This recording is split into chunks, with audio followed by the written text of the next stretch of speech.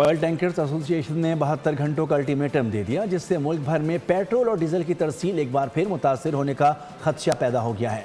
عہدیداروں کا کہنا ہے کہ حکومت نے ہمارے مطالبات تسلیم نہ کیے تو ملک بھر میں آئل ٹینکرز کی ہڑتال کریں گے، جس کی تمام تر ذمہ داری وزارت پیٹرولیم اور اوگرا پر عائد ہوگی۔ اوگرا نے ہم لوگ کا مسئلہ حل نہیں کیا، ہم لوگ مجبور ہو گیا جا رہے ہیں۔ اگر ہڑتال پہ ہم لوگ جائیں گے اور 72 گھنٹے میں یہ مسئلہ حل نہیں کریں گے، اسی ٹائم تک ہڑتال جاری ہوگا جب تک ہم لوگ کا مسئلہ حل نہیں کیا۔ بزنس کرنے کے قواعد و ضوابط اور اصول ہوتے ہیں جو پہلے اس ملک میں فالو کیے جاتے تھے جب 4 یا 5 او ایم سیز تھی۔